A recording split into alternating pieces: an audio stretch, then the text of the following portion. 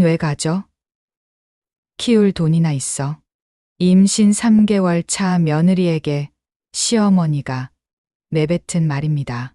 장례식장은 검은 옷을 입은 사람들로 가득했어요. 조문객들은 낮은 목소리로 고인을 애도했어요. 훌쩍이는 소리가 여기저기서 들렸지요. 하얀 국화꽃이 빼곡히 놓인 재단. 영정 속 여자는 잔잔하게 미소 짓고 있었어요. 37세의 나이. 너무 이른 죽음이었지요. 앞줄 한가운데 명숙이 검은 상복을 입고 앉아 있었어요. 손에 쥔 하얀 손수건은 구겨져 있었지요. 그녀의 얼굴은 창백하게 굳어 있었어요. 시선은 허공을 향한 채 아무것도 보지 못하는 것처럼 멍했지요. 입술은 바짝 말라 있었고 손끝은 미세하게 떨리고 있었어요. 변호사가 단상으로 올라갔어요.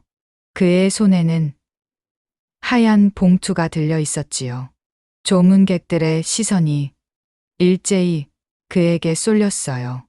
변호사는 잠시 망설이더니 봉투를 천천히 열었어요. 종이가 바스락거리는 소리만이 정막을 채웠지요. 고인께서 남기신 유언장을 공개하겠습니다. 변호사의 목소리가 마이크를 타고 식장 전체에 울려 퍼졌어요. 사람들은 숨을 죽였지요. 명숙의 손이 팔걸이를 움켜쥐었어요. 손톱이 파고들 정도로 세게요. 저 최은하는 본 유언장을 통해 제 신분을 밝힙니다. 저는 대한건설 그룹 최동규 회장의 외동딸입니다. 변호사의 말이 떨어지자 식장이 술렁이기 시작했어요. 조문객들은 서로의 얼굴을 바라보며 놀란 표정을 지었지요. 대한건설 그룹이라면 국내 10대 재벌에 드는 기업이었으니까요. 명숙의 얼굴이 하얗게 질렸어요. 눈동자가 흔들리기 시작했지요. 그녀는 자신이 그토록 무시하고 구박했던 며느리가, 그 며느리가 바로 재벌가의 딸이었다는 사실을 이제야 알게 된 거예요. 제가 신분을 숨기고 평범하게 살았던 건 아버지의 뜻이었습니다. 진정한 사랑을 찾길 원하셨지요. 변호사의 목소리가 잠시 멈췄어요. 그는 다음 문장을 읽기 전에 한 번 더 숨을 들이켰지요. 하지만 제가 받은 건 사랑이 아니라 모욕이었습니다. 임신한 몸으로 쫓겨나야 했고 홀로 아이를 낳아야 했습니다. 명숙의 손에서 손수건이 떨어졌어요. 바닥에 떨어진 하얀 천은 그녀의 무너진 마음처럼 구겨져 있었지요. 옆에 앉은 남편은 고개를 푹 숙인 채 떨고 있었어요. 이 유언장이 공개되는 날, 저는 이미 이 세상에 없을 겁니다. 하지만 제 아들만은 진실을 알아야 한다고 생각했습니다. 그리고 저를 이 지경까지 몰고 간 사람들도요. 식장이 다시 한번 술렁였어요. 명숙은 의자에서 일어서려다 다리에 힘이 풀려 주저앉았지요. 누군가 그녀를 부축했지만 명숙은 아무것도 느끼지 못하는 것 같았어요. 진짜 품격은 돈이 아니라 사람을 대하는 태도에서 나온다는 걸 이제야 알게 되시길 바랍니다. 유언장 낭독이 끝났어요. 변호사는 종이를 접어 봉투에 넣었지요. 하지만 그 말들은 이미 식장에 있는 모든 사람의 귀에 박혔어요. 특히 명숙에게는 평생 잊지 못할 문장이 되어버렸지요. 화면이 천천히 어두워졌어요. 그리고 자막이 떠올랐지요. 6개월 전, 그날 이후 모든 것이 무너졌습니다. 6개월 전, 서울 강남의 작은 웨딩홀이었어요. 37살의 은하는 순백의 웨딩드레스를 입고 서 있었지요. 드레스는 화려하지 않았지만 그녀의 미소는 행복으로 빛나고 있었어요. 신랑 도윤이 그녀의 손을 잡았지요. 두 사람의 눈빛에는 서로에 대한 애정이 가득했어요. 하객석은 반쯤 채워져 있었어요. 크지 않은 결혼식이었지요. 은하는 아버지와의 약속을 지키기 위해 신분을 숨기고 평범하게 결혼식을 올렸어요. 도윤도 그녀가 평범한 회사원이라고만 알고 있었지요. 신부 측 앞자리에 이복자가 앉아 있었어요. 은하의 친정 어머니였지요. 복자는 화려한 분홍빛 한복을 입고 있었는데 주변 사람들의 시선을 한 몸에 받을 정도로 눈에 띄었어요. 목에는 굵은 금목걸이가 걸려 있었고 손가락마다 반지가 끼워져 있었지요.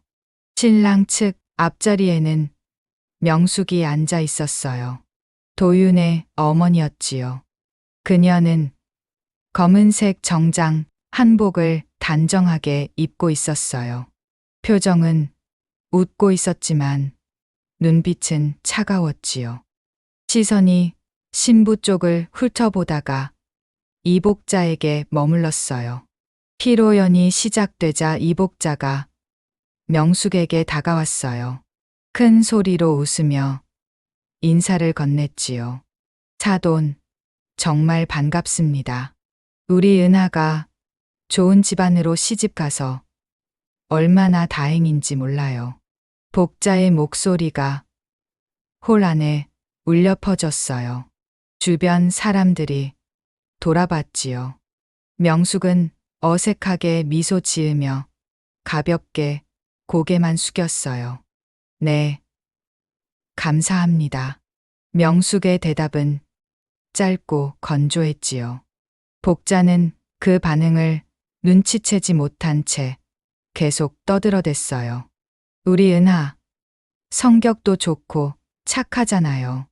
며느리로 모시면 정말 효도 잘할 거예요.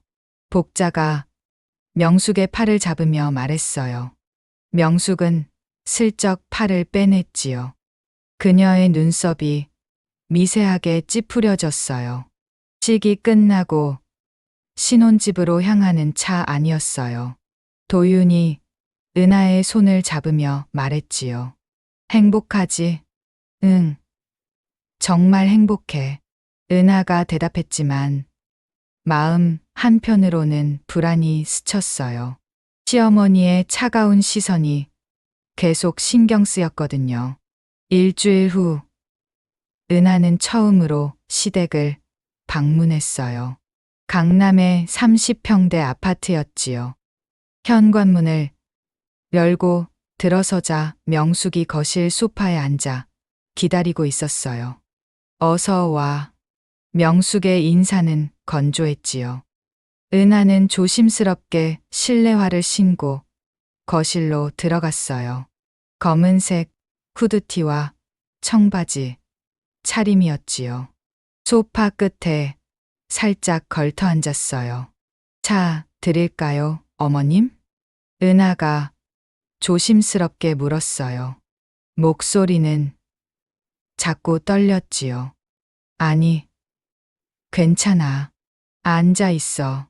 명숙은 며느리를 위아래로 훑어봤어요. 은하의 소박한 차림새, 브랜드 없는 작은 크로스백, 화장기 없는 얼굴. 명숙의 입가에 비웃음이 스쳤지요. 그런데 은하야, 너 직장은 어디 다니는데? 작은 회사에서 사무직 하고 있어요. 은하가 대답했어요. 손은 무릎 위에 가방을 꼭 쥐고 있었지요. 작은 회사? 그럼 월급은 얼마나 받아? 명숙의 질문이 이어졌어요. 도윤이 옆에서 불편한 표정을 지었지만 말리지 않았지요. 많이 받지는 못해요. 200만 원 정도. 은하의 목소리가 점점 작아졌어요. 명숙의 눈이 커졌지요. 그리고는 혀를 차며 고개를 저었어요. 어머, 200만 원. 요즘 알바생도 그것보다 많이 받는데. 명숙의 말에 은하의 어깨가 움츠러들었어요. 얼굴이 붉어졌지요. 도윤이 어머니의 팔을 가볍게 잡으며 말했어요. 엄마, 은하가 열심히 일하고 있잖아요. 열심히 일해봤자 그 돈 가지고 뭘 해? 집안 살림에도 보탬이 안 되겠네. 명숙의 말은 더욱 날카로워졌어요.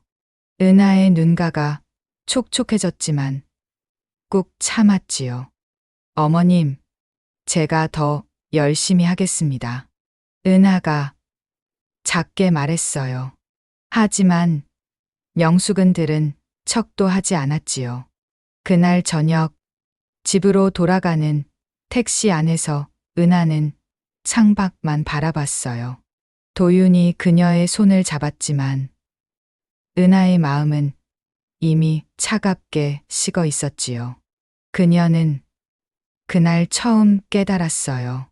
사랑만으로는 부족하다는 것을. 그리고 앞으로 견뎌야 할 시간들이 얼마나 힘들지를요.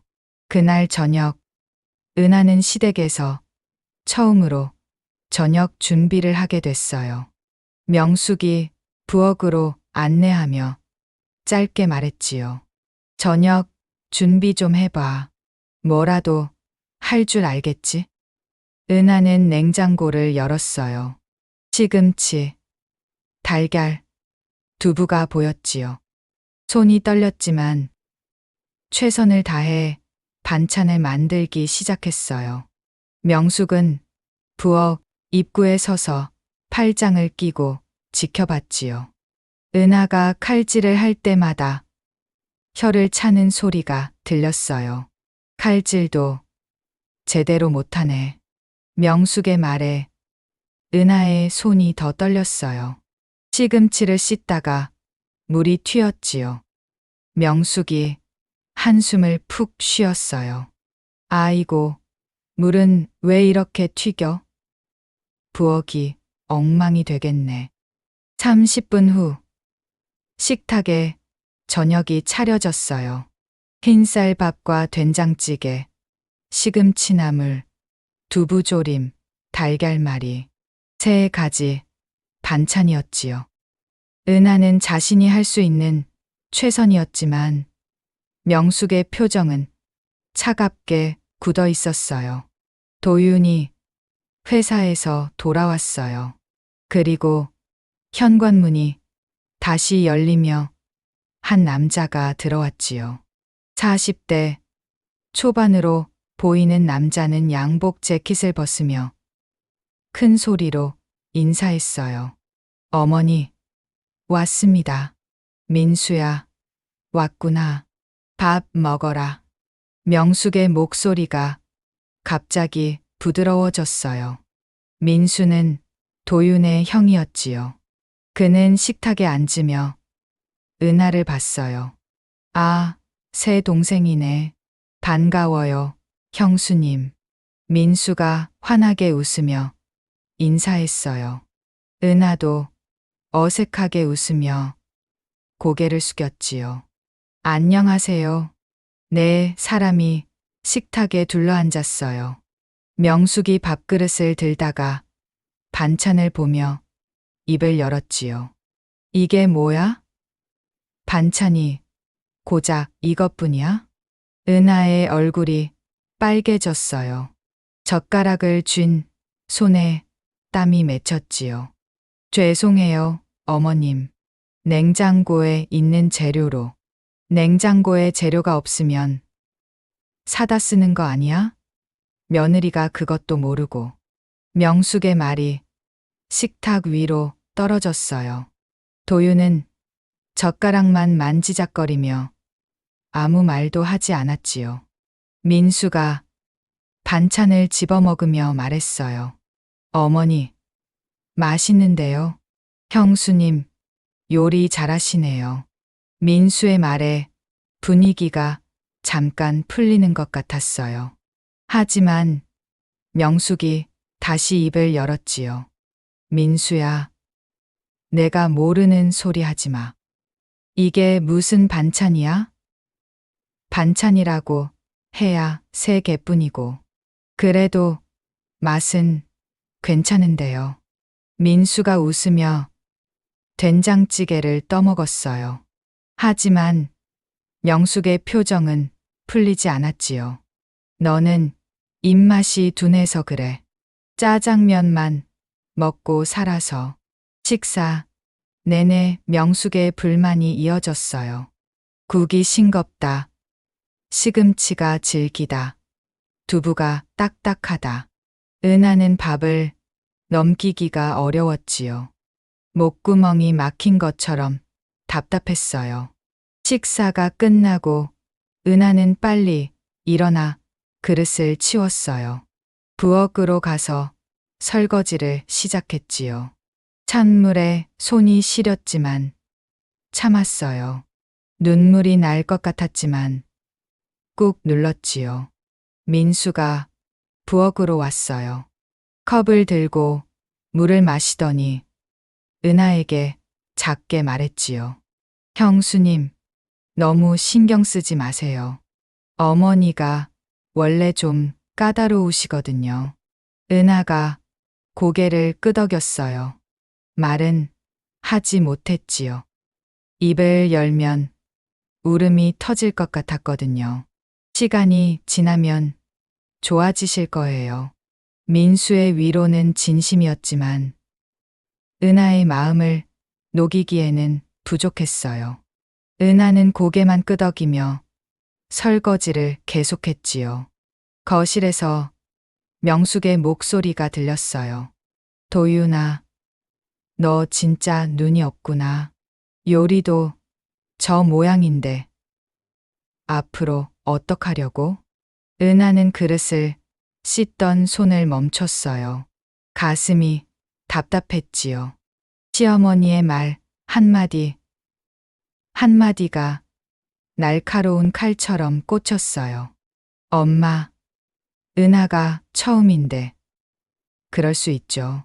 도윤이 변호했지만 목소리에 힘이 없었어요. 처음이면 더 잘해야지.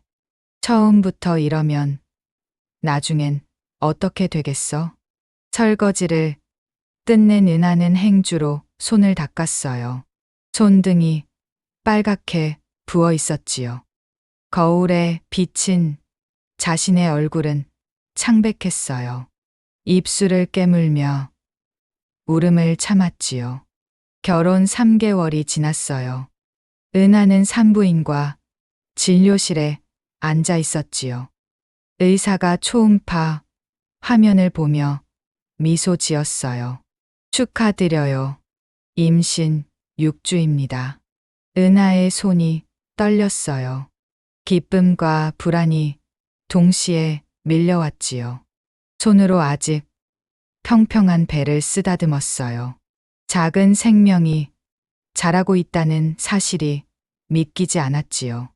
병원을 나와 첫 번째로 남편에게 전화를 걸었어요. 목소리가 떨렸지만 기쁨이 묻어났지요. 여보, 나 병원 다녀왔어. 응? 무슨 일 있어? 우리 아기가 생겼어. 전화 너머의 숨소리가 멈췄어요. 잠시 침묵이 흐르더니 남편의 목소리가 들렸지요. 정말? 진짜야? 응. 6주래. 오, 은하야. 남편의 목소리가 떨렸어요. 기쁨인지 걱정인지 알 수 없는 떨림이었지요. 은하는 그 떨림 속에서 불안을 느꼈어요. 저녁, 은하는 시댁을 찾았어요. 좋은 소식을 전하고 싶었지요. 명숙이 부엌에서 설거지를 하고 있었어요. 은하는 조심스럽게 다가갔지요. 어머님, 좋은 소식이 있어요. 명숙이 손을 닦으며 돌아봤어요. 표정은 무덤덤했지요. 무슨 소식? 저 아기가 생겼어요. 은하의 목소리는 기대에 차 있었어요. 명숙이 기뻐할 거라고 생각했거든요. 하지만 명숙의 반응은 예상과 달랐지요. 명숙의 손이 멈췄어요. 얼굴에 미소는 없었지요. 오히려 미간이 찌푸려졌어요. 뭐라고? 벌써? 네. 병원에서 확인했어요. 6주래요. 은하가 떨리는 목소리로 말했어요. 명숙은 한숨을 푹 쉬며 식탁 의자에 앉았지요. 애는 왜 가져? 키울 돈이나 있어. 명숙의 말이 식탁 위로 떨어졌어요. 은하의 얼굴이 창백해졌지요. 예상하지 못한 반응이었어요. 예. 지금 너희 형편에 애까지 키울 수 있겠어? 너 월급이 200만 원이고 도윤이도 회사에서 간신히 버티는데. 명숙의 목소리는 차갑고 단호했어요. 은하는 입술을 꾹 깨물었지요. 저희가 열심히 하면 괜찮을 거예요. 은하가 작게 말했지만 명숙은 코웃음을 쳤어요. 열심히 한다고 돈이 생겨? 현실을 좀 봐. 그때 도윤이 퇴근해서 들어왔어요. 명숙이 아들을 보며 날카롭게 물었지요. 도윤아, 너 애 가질 준비나 됐니? 엄마, 무슨 경제적으로 말이야. 애 키우는데 돈이 얼마나 드는 줄 알아? 도윤의 표정이 어두워졌어요. 어머니의 말이 틀린 것은 아니었거든요. 실제로 생활비도 빠듯한 형편이었지요. 저희가 알아서 할게요. 도윤이 말했지만 목소리에 확신은 없었어요. 알아서 하긴 뭘 알아서 해? 은하가 몇 달 못 가서 일 그만둘 텐데. 그럼 너 혼자 월급으로 3명이 어떻게 살아? 명숙의 질문에 도윤은 대답하지 못했어요. 은하는 두 사람의 대화를 들으며 가슴이 답답해졌지요. 저도 최대한 오래 일할게요. 은하가 끼어들며 말했어요. 하지만 명숙은 손을 내저었지요. 오래 일한다고 해봤자 몇 달이야. 임신하면 입덧하고 배부르면 못 다니잖아. 그래도 뭐? 낳지 마. 명숙의 말이 칼처럼 날아왔어요. 은하의 눈이 커졌지요. 귀를 의심했어요. 어머님, 그게 무슨 낙태해. 지금 형편에 애 키우는 건 무리야. 명숙의 목소리는 단호했어요. 조금의 망설임도 없었지요. 은하는 배를 감쌌어요. 눈물이 핑 돌았지요. 어머님, 이미 생명이. 생명? 6주가 무슨 생명이야? 아직 세포 덩어리일 뿐이야. 명숙의 말에 은하의 눈물이 떨어졌어요. 도윤도 고개를 숙이고 말이 없었지요. 여보, 은하가 남편을 봤지만 남편은 시선을 피했어요. 은하는 그 순간 알았지요. 남편도 어머니 편이라는 걸요. 저는 나을 거예요. 은하가 떨리는 목소리로 말했어요. 명숙이 벌떡 일어섰지요. 어머, 지금 나한테 대드는 거야? 대드는 게 아니라 이건 제 아기예요. 내 아기가 아니라 우리 집안 아기야. 우리 집안이 책임져야 하는데 그 책임을 질 능력이 없다는 거야. 명숙의 목소리가 점점 커졌어요. 은하는 더 이상 참을 수 없어서 자리에서 일어났지요. 화장실 좀. 은하가 화장실로 뛰어갔어요. 문을 잠그고 변기 뚜껑을 닫고 앉았지요. 눈물이 멈추지 않았어요. 배를 감싸며 작게 속삭였지요. 미안해, 아가야. 엄마가 지켜줄게. 은하는 그날 밤 결심했어요. 이제는 견디는 것만으로는 안 된다는 걸요. 하지만 어떻게 해야 할지는 아직 알 수 없었지요. 새벽 6시 은하의 방문이 벌컥 열렸어요. 명숙의 날카로운 목소리가 어둠을 찢었지요. 은하야, 일어나서 밥해. 은하는 간신히 눈을 떴어요. 어젯밤 입덧으로 새벽 3시까지 화장실을 들락거렸거든요. 몸은 천근만근 무거웠고 머리는 지끈거렸지요. 네, 어머님. 은하가 대답했지만 목소리는 제대로 나오지 않았어요. 명숙은 문을 쾅 닫고 나갔지요. 은하는 이불을 걷어내고 일어났어요. 어지러움이 밀려왔지만 참았지요. 부엌으로 나가 밥을 짓기 시작했어요. 쌀을 씻는데 비린내가 확 올라왔지요. 속이 뒤집혔어요. 은하는 싱크대를 붙잡고 구역질을 참았지요. 하지만 참을 수 없었어요.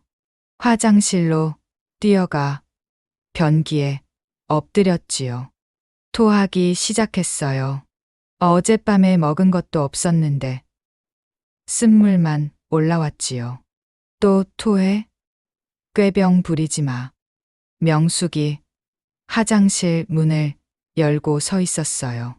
은하는 토하면서도 고개를 들어 시어머니를 봤지요.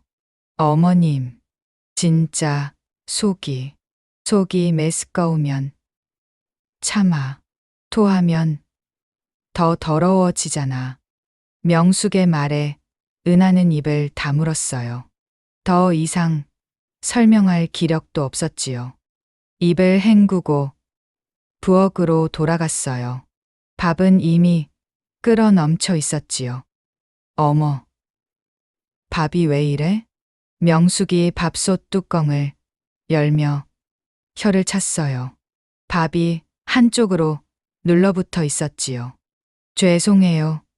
제가 화장실 갔다 오면 밥이 타는 줄 몰랐어. 은하는 할 말이 없었어요.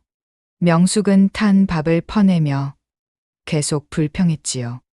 이걸 어떻게 먹어? 아침부터 기분이 더럽네. 은하는 고개를 숙이고 새 밥을 짓기 시작했어요. 손이 떨렸지요. 눈물이 날 것 같았지만 꾹 참았어요.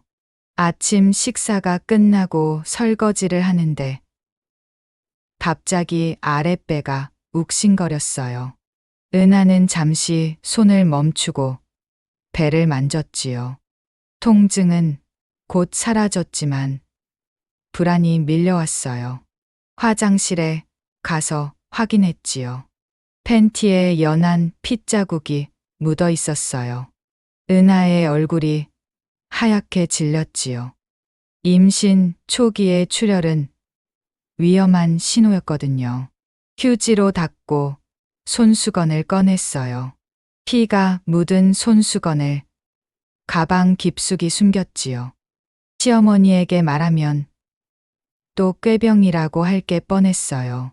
거실로 나오는데 명숙이 소파에 앉아 있었지요. 은하야, 청소해. 먼지가 수북이 쌓였네. 은하는 청소기를 꺼냈어요. 몸을 숙이는 게 힘들었지만 할 수 없었지요. 청소를 하는 내내 아랫배에 묵직한 통증이 계속됐어요. 오후, 은하는 침대에 누워 천장을 바라봤어요. 도윤은 아직 퇴근 전이었지요. 핸드폰을 꺼내 아버지에게 전화하려다 멈췄어요.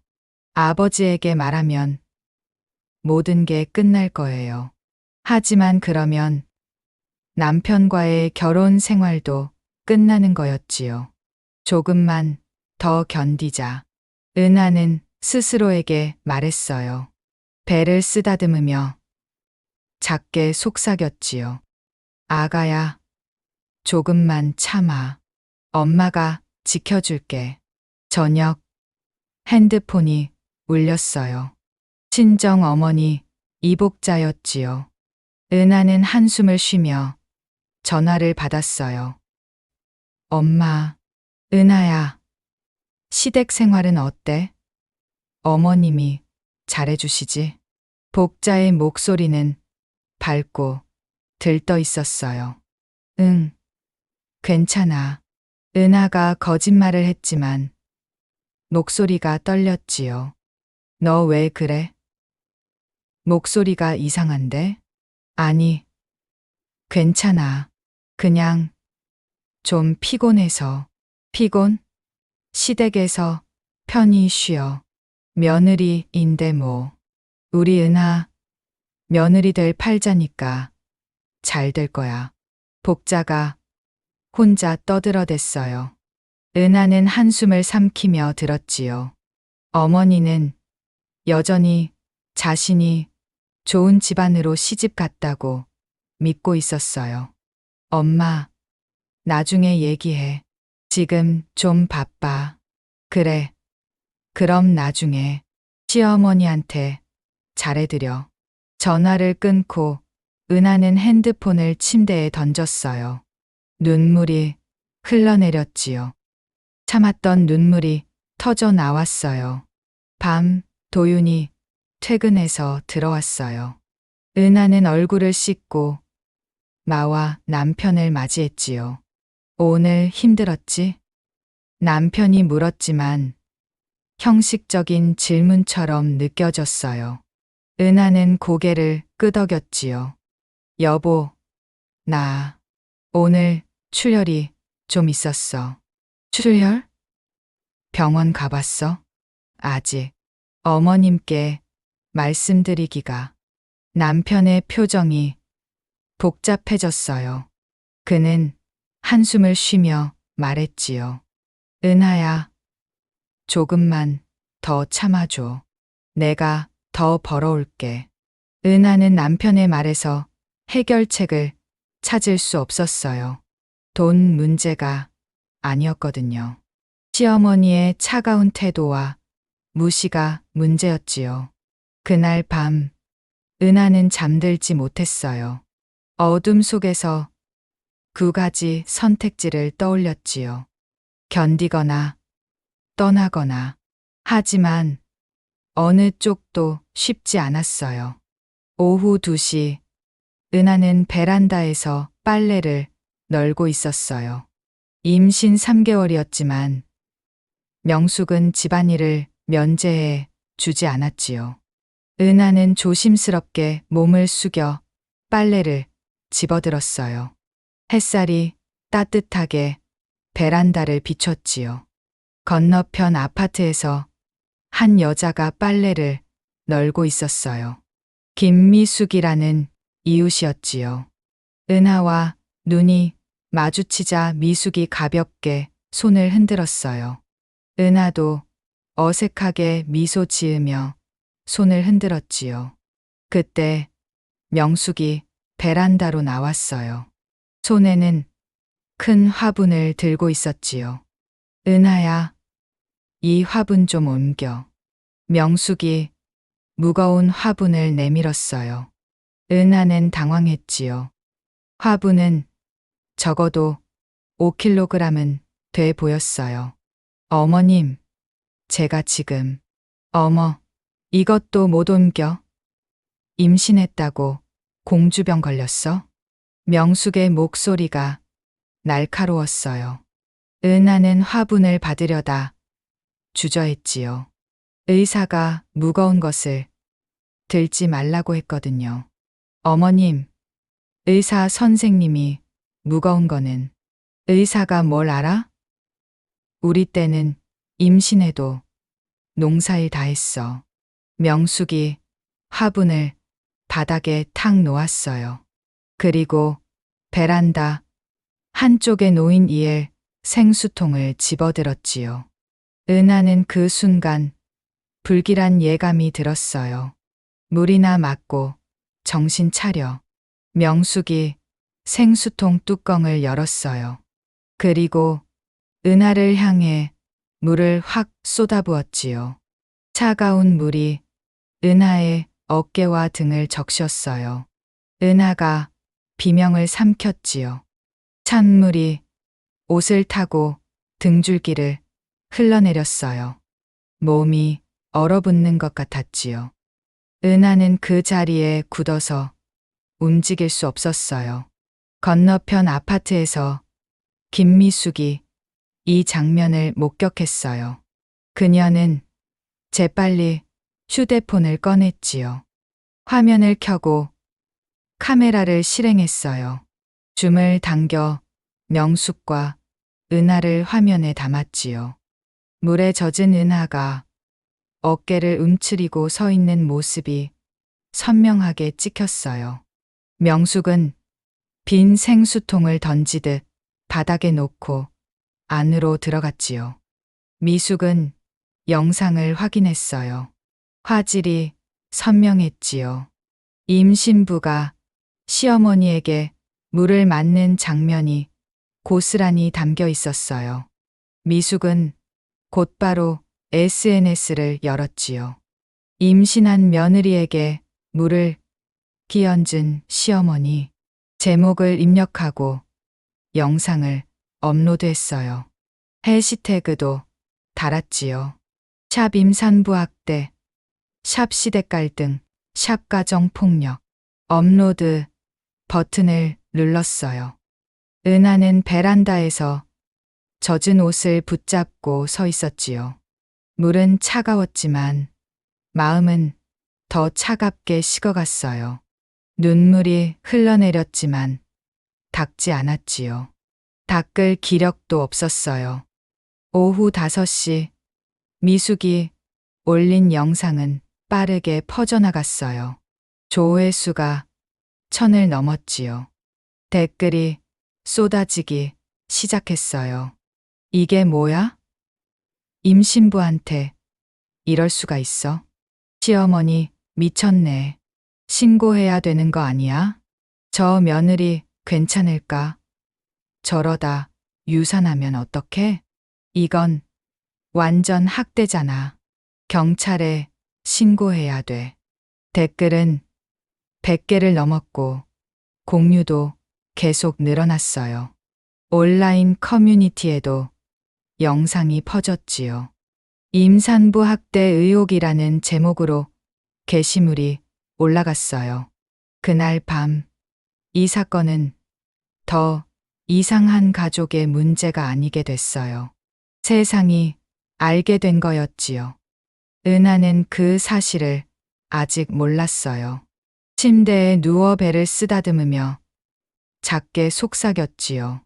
아가야, 엄마가 꼭 지켜줄게. 조금만 더 버티자. 하지만 은하의 몸은 이미 한계에 다다르고 있었어요. 한밤중 2시 은하는 잠에서 깼어요. 아랫배가 칼로 찌르는 것처럼 아팠지요. 숨을 쉴 때마다 통증이 밀려왔어요. 이불을 걷어냈을 때 심장이 멎는 것 같았지요. 하얀 시트 위에 핏자국이 번져 있었어요. 적은 양이 아니었지요.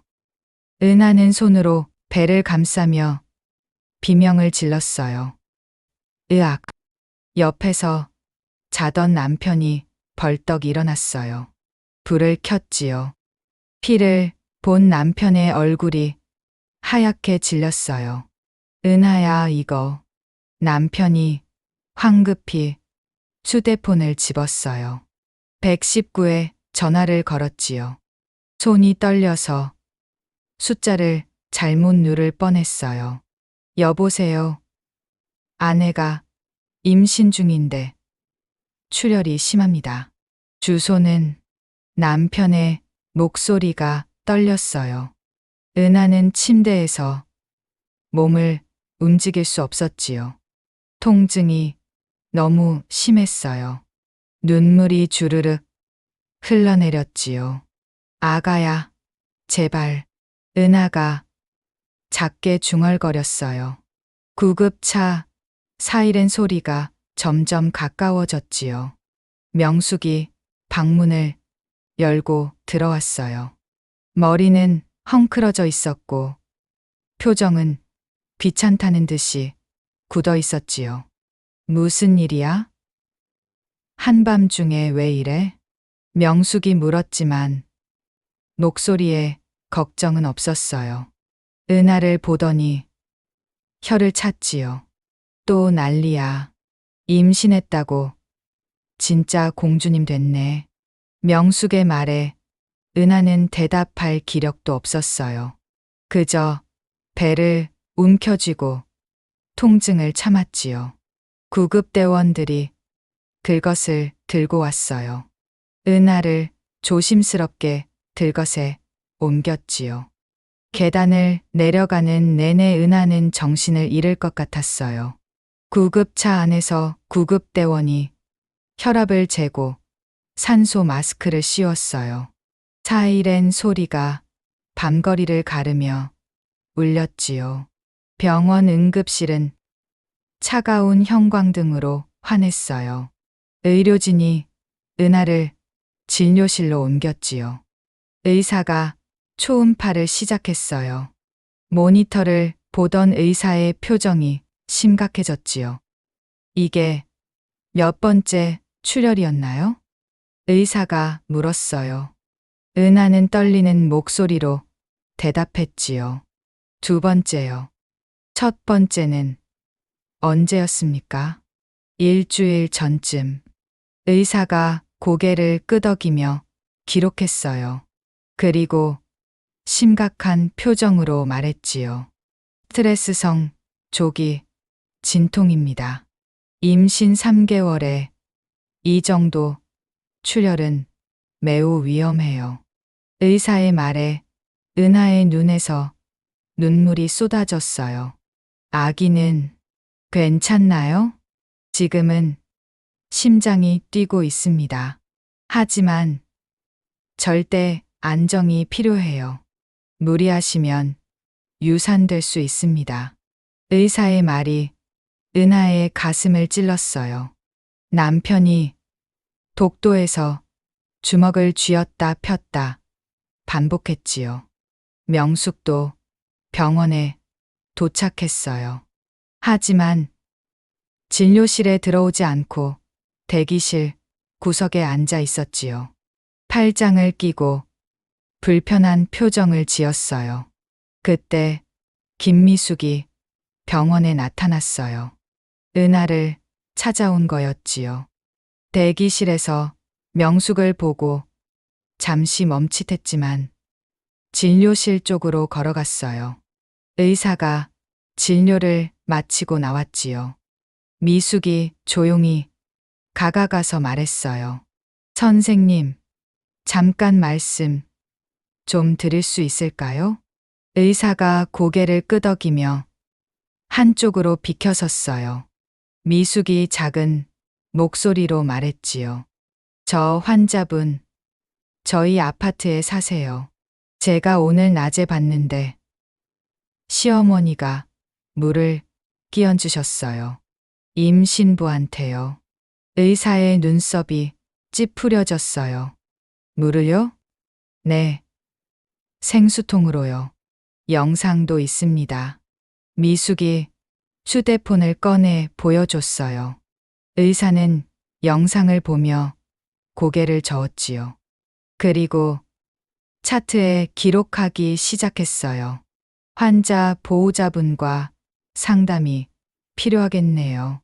증언해 주셔서 감사합니다. 의사가 말했어요. 미숙은 고개를 숙이고 물러났지요. 은하는 병실로 옮겨졌어요. 하얀 천장을 바라보며 눈물을 흘렸지요. 남편이 옆에 앉아 손을 잡았지만 은하는 아무것도 느껴지지 않았어요. 미안해, 은하야. 남편이 작게 말했지만 은하는 대답하지 않았지요. 미안하다는 말로는 아무것도 해결되지 않았어요. 복도에서 의사와 명숙이 대화를 나눴어요. 환자는 스트레스가 심각합니다. 가정에서 각별히 조심하셔야 해요. 의사의 말에 명숙은 고개만 끄덕였어요. 표정은 여전히 불편해 보였지요. 은하는 병실 창밖을 바라봤어요. 밤하늘에는 별이 없었지요. 어둠만 가득했어요. 다음 날 오전 온라인 뉴스에 기사가 떴어요. 임산부에게 물기 얹은 시어머니, 며느리 조기 진통으로 응급실 이송. 기사는 빠르게 포털 사이트 실시간 검색어 1위에 올랐지요. 도윤의 회사 전화벨이 쉴 새 없이 울렸어요. 항해 전화였지요. 임산부 학대한 집안 직원. 회사에 둘 거예요? 양심도 없습니까? 그런 사람이 일하는 회사 제품 못 사겠어요. 전화를 받는 직원들의 얼굴이 굳어갔어요. 도윤은 책상 앞에 앉아 고개를 숙이고 있었지요. 상사가 그를 회의실로 불렀어요. 도윤 씨, 이거 어떻게 된 거예요? 회사 이미지에 타격이 큽니다. 상사의 목소리는 차갑고 날카로웠어요. 도윤은 땀을 흘리며 대답했지요. 죄송합니다. 제가 해결하겠습니다. 해결? 온라인에 다 퍼졌는데 어떻게 해결해요? 당분간 재택근무하세요.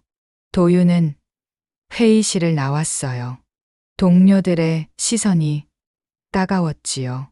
누군가 속삭이는 소리가 들렸어요. 진짜 저러고도 회사 다니네. 도윤은 짐을 싸서 회사를 나왔어요. 하늘은 맑았지만 그의 마음은 먹구름으로 가득했지요. 시댁 명숙은 거실에서 휴대폰을 붙잡고 있었어요. 변호사와 통화 중이었지요. 변호사님, 이거 명예훼손으로 고소할 수 있지 않아요? 명숙의 목소리는 다급했어요. 사실 관계가 명확하면 어렵습니다. 영상도 있고 병원 진단서도 있으니까요. 변호사의 대답에 명숙의 얼굴이 일그러졌지요. 그럼 어떻게 해야 해요? 이대로는 못 살아요. 합의를 하시는 게 최선입니다. 며느리분과 원만하게 정리하세요. 전화를 끄는 명숙은 소파에 주저앉았어요. 머리를 감싸 쥐었지요.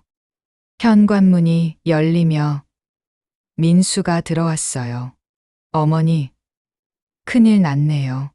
민수가 무거운 표정으로 말했어요. 그는 손에 술병을 들고 있었지요. 민수야, 내가 아는 변호사 없어? 어머니, 지금 변호사가 문제예요? 성수님한테 사과부터 하셔야죠. 민수의 말에 명숙이 벌떡 일어났어요. 사과? 내가 왜 사과를 해? 그 애가 맨날 꾀병 부리고 게을러서 그런 거지. 어머니, 세상 사람들은 그렇게 안 봐요. 영상 보셨죠? 완전히 어머니가 가해자예요. 민수가 술을 따르며 말했어요. 명숙은 입술을 깨물었지요. 그때 도윤이 들어왔어요. 얼굴이 창백했지요. 가방을 아무렇게나 던지고 소파에 앉았어요. 회사에서 쫓겨났어요. 재택근무라는데 사실상 정리해고 수순이에요. 도윤의 목소리는 절망으로 가라앉아 있었어요. 명숙이 아들을 봤지요. 뭐, 쫓겨났다고? 어머니 때문에 제 인생이 망가졌어요. 도윤이 처음으로 어머니에게 되받아쳤어요. 명숙은 충격을 받은 표정이었지요. 민수가 두 사람 사이에 끼어들었어요. 형, 어머니한테 화낼 시간에 형수님한테 가봐. 지금이라도 사과하고 잘 수습해야 해. 형수님이 날 봐주겠어? 형도 그 영상 봤잖아.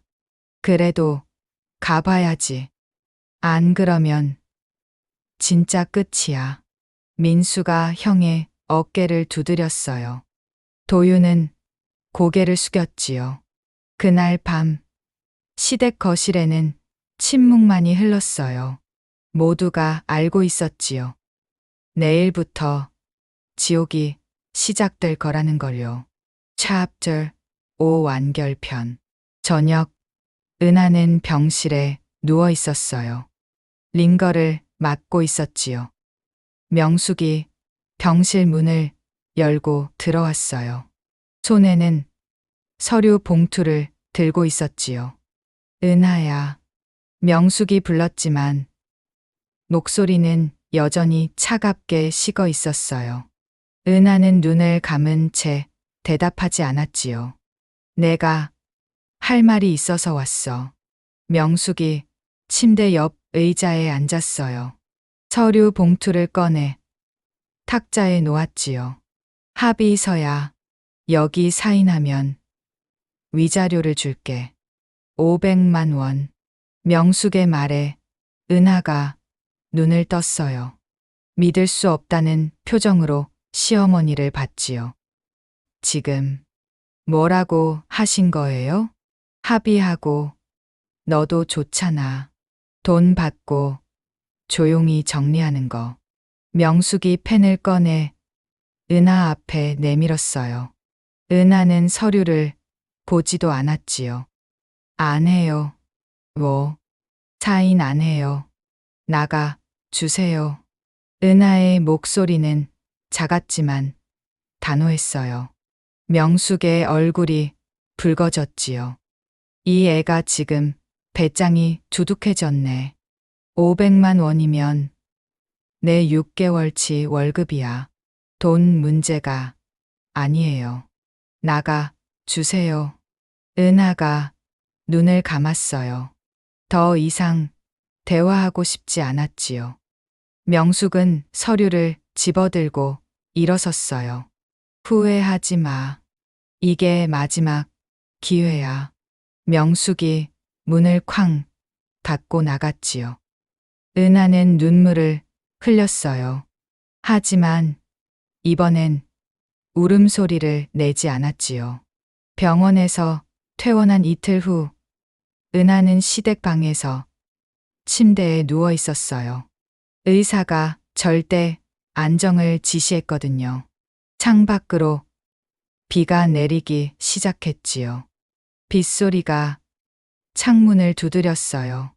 명숙이 방문을 벌컥 열고 들어왔어요.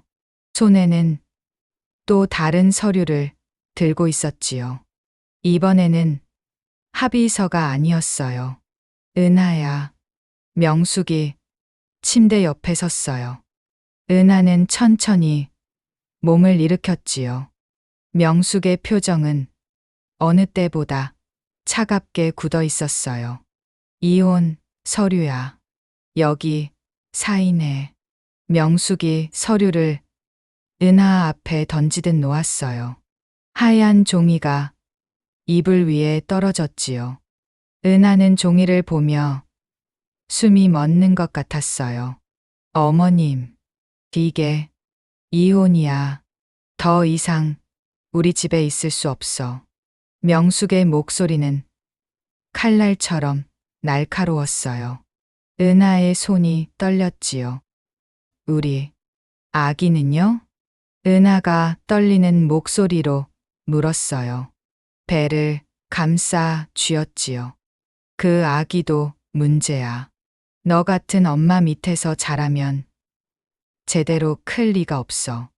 명숙의 말이 은하의 가슴에 비수처럼 꽂혔어요. 눈물이 핑 돌았지요. 어머님, 제발, 제발은 무슨 제발.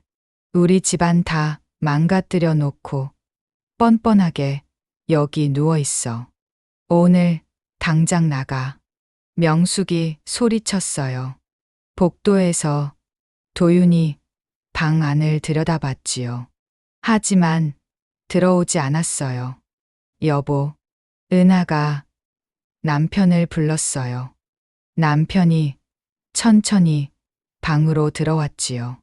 표정은 복잡했어요. 은하야, 잠시 친정에 가 있어. 남편의 말에 은하의 얼굴이 창백해졌어요. 잠시가 아니잖아요. 이혼이잖아요. 은하가 서류를 집어들었어요. 이혼 합의서라고 적혀 있었지요.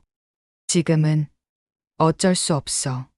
엄마도 화가 많이 나셨고 남편이 변명처럼 말했어요.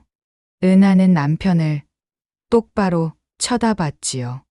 당신은 나보다 어머니가 중요한 거죠. 그게 아니라 알겠어요. 나갈게요.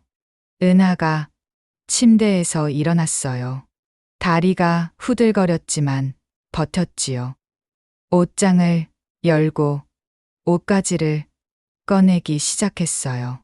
캐리어를 꺼내 옷을 넣었지요. 많지 않았어요. 비는 점점 더 세게 내렸어요. 은하는 가방을 챙기고 화장대에 놓인 작은 액자를 집었어요. 남편과의 웨딩 사진이었지요. 잠시 멈칫하더니 그대로 화장대에 놓았어요. 캐리어 손잡이를 잡고 방문을 열었지요. 현관으로 향했어요. 명숙은 거실 소파에 앉아 팔짱을 끼고 지켜봤지요. 만족스러운 표정이었어요. 미안해. 남편이 작게 말했어요. 은하는 우산을 받지 않았지요. 미안하다는 말로 되는 게 아니에요.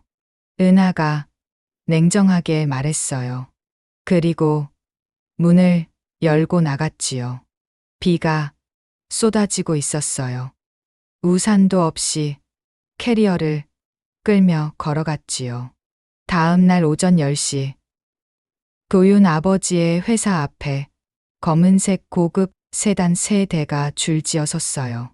차에서 최동규 회장이 내렸지요.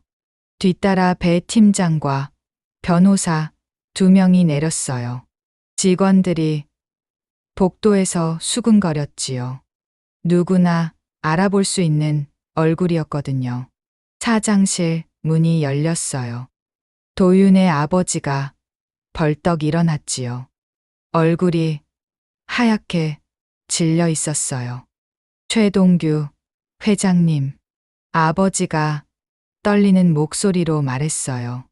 동규는 천천히 사무실을 둘러봤지요. 인사 들렸습니다. 동규의 목소리는 차갑고 낮았어요. 무슨 일로? 제 딸을 어떻게 대했는지 직접 보러 왔습니다. 동규의 말에 아버지는 뒤로 물러섰어요. 책상에 부딪혔지요. 따님이요? 최은하, 귀댁의 며느리 말입니다. 아버지의 다리에서 힘이 빠졌어요. 의자를 붙잡고 겨우 섰지요. 몰랐습니다. 정말 몰랐습니다. 몰랐다고요? 임신한 여자를 집에서 쫓아내고 물을 끼얹고 병원에 실려가게 만들어 놓고 몰랐다. 동규의 목소리가 점점 높아졌어요. 배 팀장이 서류철을 꺼내 책상 위에 놓았지요. 귀사는 대한건설 그룹의 3차 하청 업체입니다. 연매출 50억, 그중 대한건설 관련 매출이 30% 맞습니까? 네, 그렇습니다만 오늘부로 모든 계약을 중단합니다. 그리고 업계 전체에 통보하겠습니다. 이 회사는 불공정 거래 조사 대상이라고요. 배 팀장의 말에 아버지는 무릎이 꺾였어요. 바닥에 주저앉았지요. 회장님, 제발 한 번만 용서해 주십시오. 회사만은 회사요? 제 딸의 목숨을 위협해 놓고 회사 걱정하십니까? 동규가 차갑게 내려다봤어요. 그리고 돌아서서 나갔지요. 오후 3시 동규의 차가 도윤의 집 앞에 섰어요. 30평대 아파트였지요. 동규는 엘리베이터를 타고 올라갔어요. 초인종을 눌렀지요. 명숙이 문을 열었어요. 동규를 보자 얼굴이 하얗게 질렸지요. 누구세요? 최동규입니다. 제 딸 최은하의 아버지요. 명숙의 입이 떡 벌어졌어요. 뒤에서 도윤이 나왔지요. 그도 동규를 보고 얼어붙었어요. 들어가도 되겠습니까? 동규가 물었지만 명령처럼 들렸어요. 명숙은 비켜섰지요. 동규가 거실로 들어갔어요. 소파에 앉지 않고 서서 두 사람을 바라봤지요. 제 딸이 이 집에서 어떤 대접을 받았는지 다 알고 있습니다. 동규의 목소리는 낮았지만 위압감이 있었어요. 죄송합니다. 정말 죄송합니다. 도윤이 무릎을 꿇었어요. 명숙도 따라서 무릎을 꿇었지요. 몰랐어요. 정말 몰랐어요. 명숙이 울먹이며 말했어요. 몰랐다는 게 변명이 됩니까? 사람을 사람으로 대하지 않은 게 문제입니다. 동규의 말에 두 사람은 고개를 숙였어요. 임신한 여자에게 새벽 6시에 밥을 하라고 강요하고 물을 끼얹고 이혼 서류를 던지고 비 오는 밤에 쫓아냈습니다. 그게 사람이 할 짓입니까? 동규의 목소리가 떨렸어요. 분노를 억누르고 있었지요. 용서해 주십시오. 제발, 용서요? 제 딸이 병원에서 죽을 뻔했습니다. 뱃속 아이도 위험했고요. 그런데 용서를 바라십니까? 명숙은 바닥에 엎드려 통곡하기 시작했어요. 하지만 동규의 표정은 변하지 않았지요. 앞으로 제 딸과 손자에게 접근하지 마십시오. 한 번이라도 연락하거나 찾아가면 법적 조치를 취하겠습니다. 동규가 배 팀장을 봤어요. 배 팀장이 서류를 꺼내 바닥에 놓았지요. 접근 금지 명령서입니다. 위반 시 즉시 고소합니다. 동규는 마지막으로 두 사람을 내려다봤어요. 진짜 품격은 돈이 아니라 사람을 대하는 태도에서 나옵니다. 그걸 이제라도 배우시길. 동규가 현관으로 향했어요. 문을 열고 나가면서 뒤돌아봤지요. 제 딸을 다시는 괴롭히지 마십시오. 이게 마지막 경고입니다. 문이 닫혔어요. 한 달 후 법정이었어요. 판사가 판결문을 펼쳤지요.